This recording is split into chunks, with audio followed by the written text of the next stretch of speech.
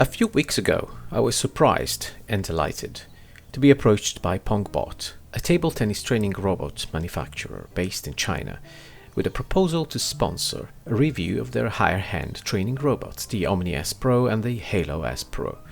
As an avid, happy user of their less expensive machine, the Nova S Pro, which I'd already reviewed, by the way, I accepted enthusiastically, on one condition: full creative control over the review content.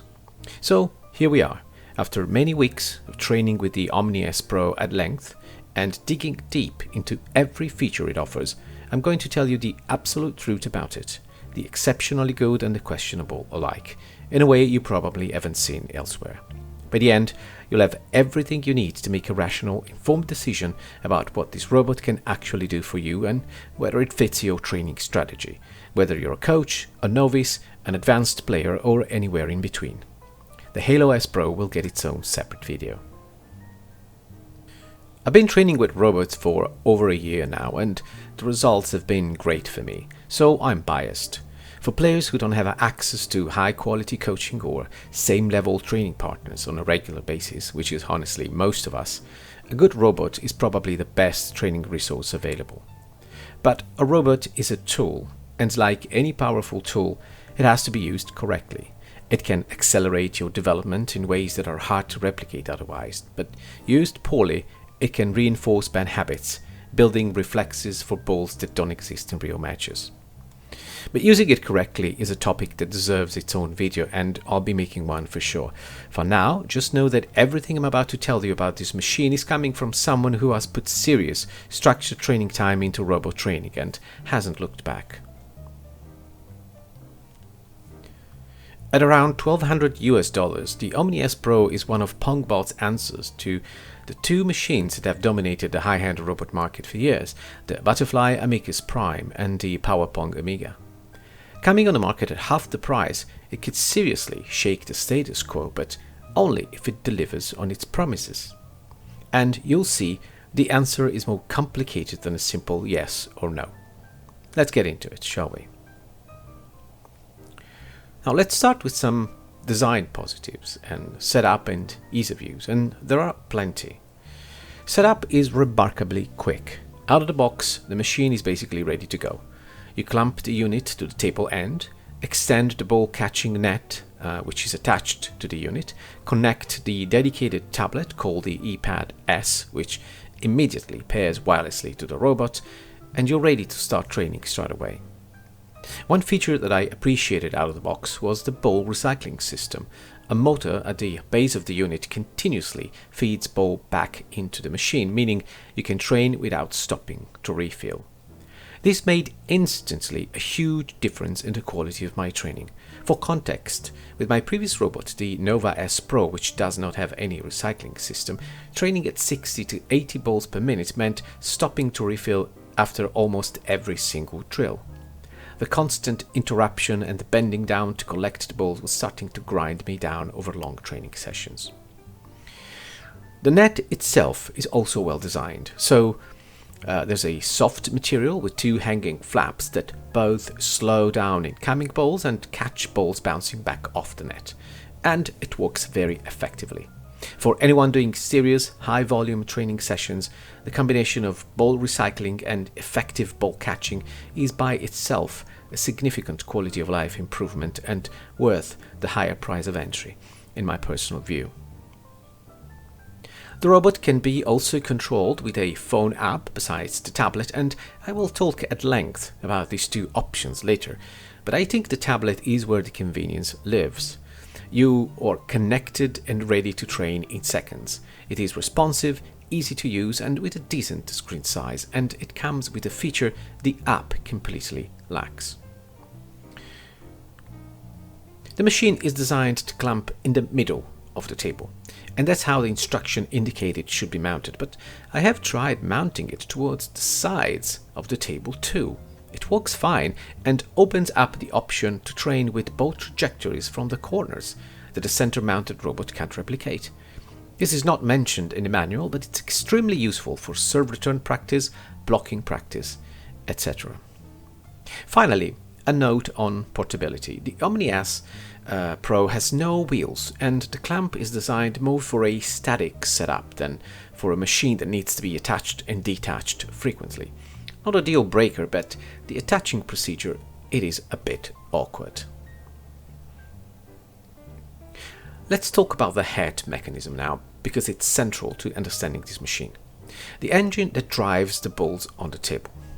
Now, the main competitors of the Omni S Pro, the Amicus Prime and the Pong Amiga, use a fixed head 3-wheel system combined with deflector plates to control spin and direction. It's a proven, fast, reliable mechanism. The Omni S Pro instead uses a single head that physically pivots and rotates to generate all types of spins, or no spin, on the ball and to direct the ball trajectory. Each approach has real trade-offs. The Omni S Pro has 2 genuine training advantages. First, it can transition seamlessly between a serving angle and a rally angle within a single drill, recreating a full point from serve to rally without interruption. Second, because the head physically orients towards where the ball is going, you can read the shot before it shoots out, exactly as you would read an opponent's body position in a real match. This is particularly useful during random drills, for example. The limitation, however, is equally significant. The head can only rotate and swivel so fast. When a drill requires a rapid transition between shots with very different spin or height over the net, the head may still be moving when the machine fires, sending the ball into the net or out of bounds. This means that certain specific types of drills are simply not possible on this machine. Before I get into what this machine can actually do, I want to share the lens through which I evaluate any robot, because it shapes everything that follows. The question I always ask is, how realistic are the balls the robot can produce? Here's what I mean.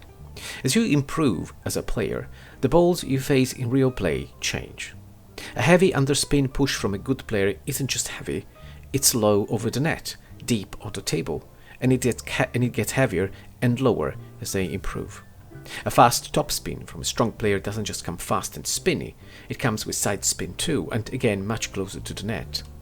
If you're training on balls that don't reflect that reality as you scale up your difficulty, you're building the wrong reflexes. This is actually one of the most common criticisms of robo training. Too artificial, too far from a real opponent. It's a fair criticism of a lot of robots. The counter is simple. The closer you can replicate real balls, the more effective the training. So, can the Omni S Pro do that? The answer is a resounding yes. And this is where hardware genuinely impresses.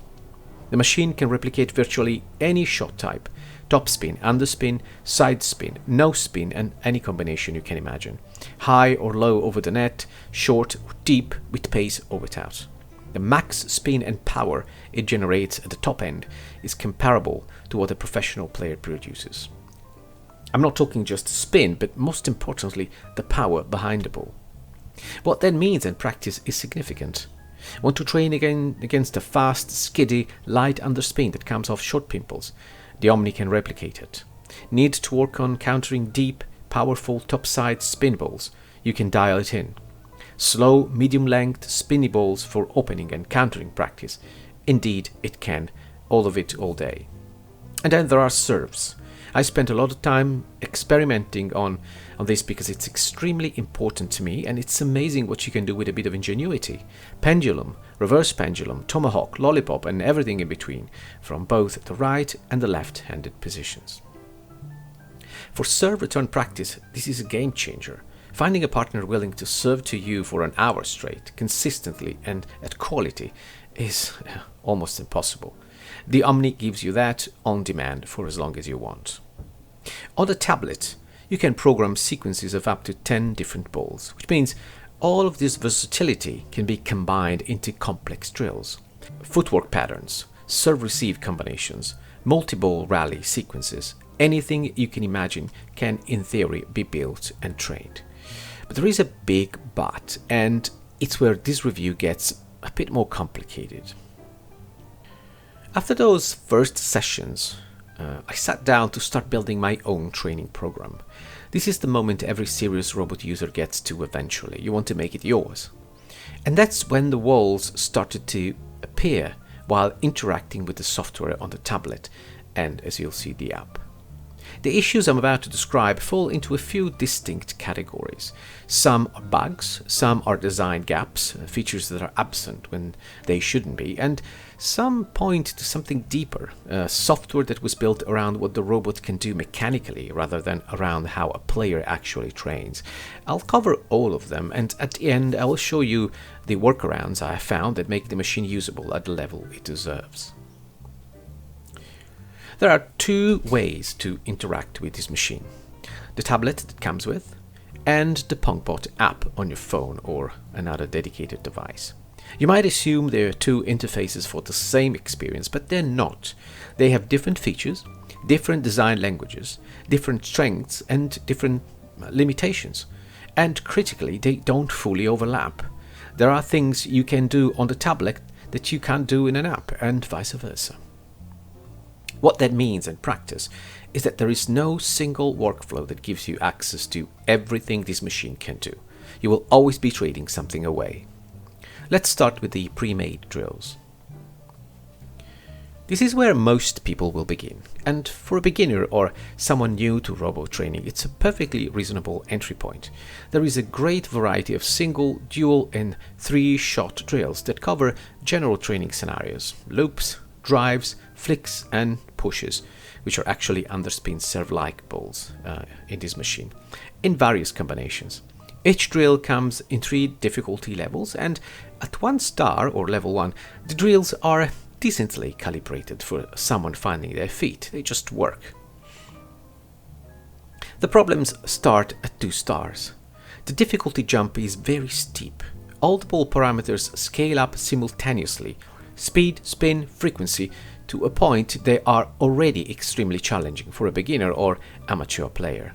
3 stars is elite difficulty. The pace is extreme, and the spin, particularly the underspin balls, is absolutely excessive. However, the problem is not just this unexpected jump in difficulty. More than that is that flat scaling doesn't often reflect realistic ball timing. Let me explain. Take a complex drill that starts with a deep, heavy underspin followed by a quick topspin drive. The timing between the first ball and the second is important, and it can't be the same as, for instance, 2 quick topspin drives in succession. The underspin travels more slowly and requires a wider movement to lift, so the topspin that follow needs a slightly longer gap to arrive at the right moment for the timing to feel realistic. The machine doesn't seem to account for this. The consequences are that some drills, 2 or 3 stars, become almost physically impossible to execute cleanly, and the options to tune down the difficulty of a level 3 drill, for example, are limited and don't allow interaction with the parameters that count the most: height and spin level. This is the first issue with this section. Also, while we see drives, loops, flicks, and pushes in this section, several ball types that I would have expected here are also simply absent. Serve return practice, for example, a block training mode, short push training. These are among the most common training scenarios for any club player, and the machine is fully capable of producing all of these balls, so lack of depth here is another issue. The natural next step, either because you've outgrown the pre-made drills or because the scaling has frustrated you, is PongSmart. In many ways, it is the most interesting section of the software. It's a simplified custom mode that lets you build your own drills more intuitively, and it has one feature that exists nowhere else on the tablet or the app: the ability to mix random balls with programmed ones. For realistic training scenarios that simulates match variability, that's potentially the most powerful thing this machine can do. For example, I programmed a drill where the first 2 balls were a random short underspin serve, followed by a random long underspin ball, and then followed by 3 rapid topspin drives in fixed positions. The ball programming interface is also quick and intuitive, and it's very easy to create complex drills and tinker with them afterwards, which makes its limitations all the more frustrating. The most significant are the inability to fine-tune ball height and spin level, like in the Premade section. This mode offers a simplified 5-star difficulty progression, but even in maximum difficulty, the ball flight tends to be a bit unrealistic. I am talking, for example, excessive underspin or balls that are a bit too high on the net to look like a difficult push from an advanced player. For a player trying to replicate realistic game scenarios, this matters. The one section with the most training potential, in my view, is also the one where you can't dial in the parameters that most affect realism. But what I consider even more frustrating is the inability to meaningfully name our drills, a problem that is shared with the custom section too. There are 6 pages, each holding 10 drill slots, so all in all 60 programmable drills.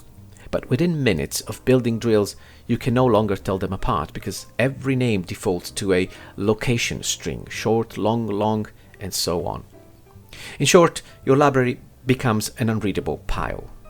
This single omission, more than anything else, limits how easily a dedicated player can use this section over time. Beyond PongSmart lies the custom section, and this is where the machine's full capability lives. Every parameter of every ball in a sequence can be set with surgical precision. Up to 10 balls per drill, each with individual control over spin type, speed, frequency, height, placement, and more. This section is incredibly powerful. The problems here are workflow related rather than depth, but they are serious enough to undermine the usability of this section, or at least to make it unnecessarily frustrating. Firstly, the drill naming problem exists for this section too. Secondly, there are no ball presets at all. Setting a ball as a serve, for instance, requires manually setting ball height to an arbitrary -35, a specific length and spin by trial and error. Same goes if you need a short push or a medium length topspin ball. All these archetypes should be pre-programmed and easily accessible with the push of a single button and not required to manually input 6 or 7 parameters for each ball.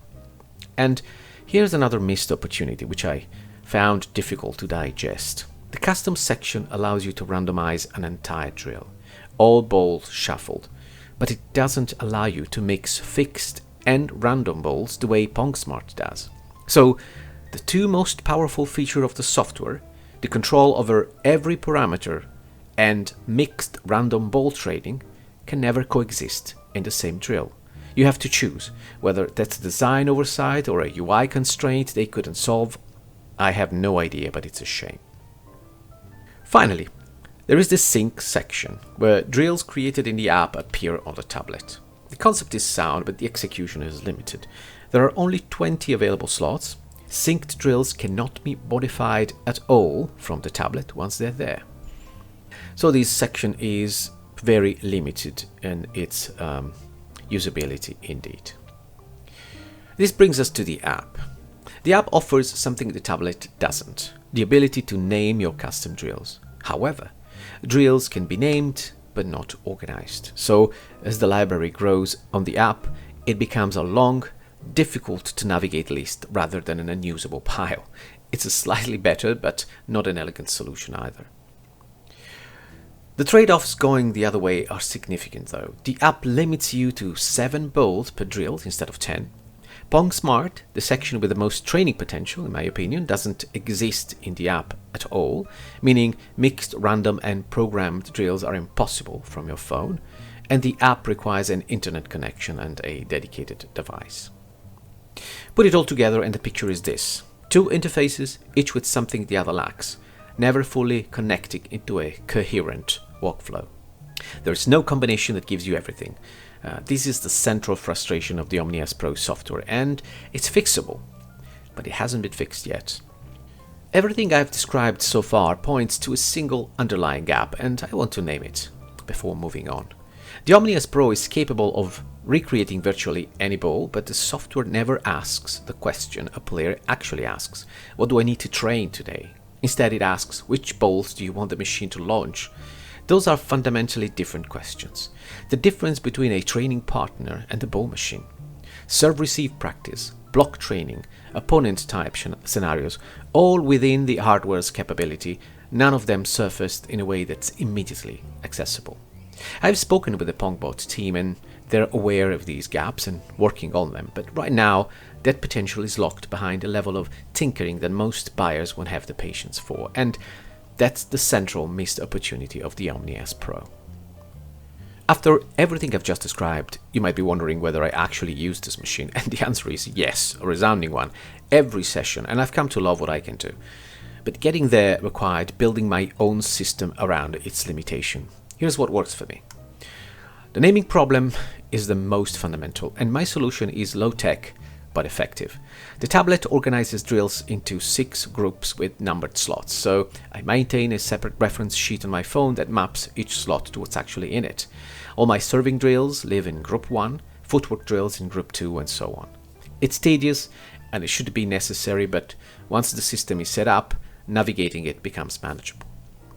I use only the tablet. The app's interface on small screen leads to missed taps that can wipe a drill you might have spent a lot of time building, and losing access to PongSmart's mixed drill capability isn't worth the trade-off of named drills, so the tablet wins.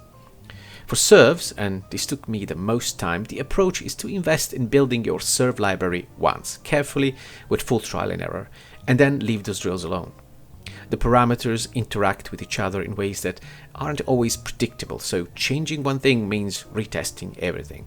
Once a serve is dialed in, though, it stays dialed in. The initial investment pays off. None of these workarounds are elegant, but they work, and once they're in place, what's left is a machine that delivers on everything the hardware promises. So, who is the Omni S Pro actually for? I promised at the beginning of this review that I'd come back to this question to who this machine is for. And here is my honest answer, and it's more nuanced than a simple yes or no or a simple player archetype. For clubs and shared use, this is a genuinely excellent option, in my opinion. Setup takes minutes. The pre-made drills are immediately accessible, at least at level 1 and 2, and anyone can sit down and start training without reading a manual. For this use case, the software limitations barely register because most users will never go deeper than the pre-made section. Strong recommendation. Now, for low intensity personal training, say twice a week for an hour, I'd actually say skip it. The Nova S Pro, Pongbot's smaller machine, does everything you need at a fraction of the cost. Ball recycling is less critical when session intensity is lower, and the Omni S software depth becomes irrelevant if you're not going to use it, so save your money. For a serious beginner who wants to improve fast, I'd say yes, but with a caveat. The hardware will accelerate your development, but you need either the patience and technical curiosity to work through the software on your own, or ideally a coach who can help you set it up correctly and build a training library that actually serves your development. Without that guidance, the risk is spending more time fighting the software than training. For advanced and competitive players, again, it's a yes, but with full awareness of everything this review has covered. The machine's ball quality and versatility are genuinely at the level you need. The workarounds are manageable once you've invested the time, and the ceiling of what you can build once you're inside the system is very high. Just go in with your eyes open. The Omni S Pro is a remarkable piece of hardware inside a software experience that hasn't yet caught up to it. The potential is real. I see it every session. A player who invests the time to get past the rough edges will find one of the most capable training tools available at any price. Whether that investment is worth it depends entirely on who you are and how you train. I hope this review has given you enough to answer that for yourself.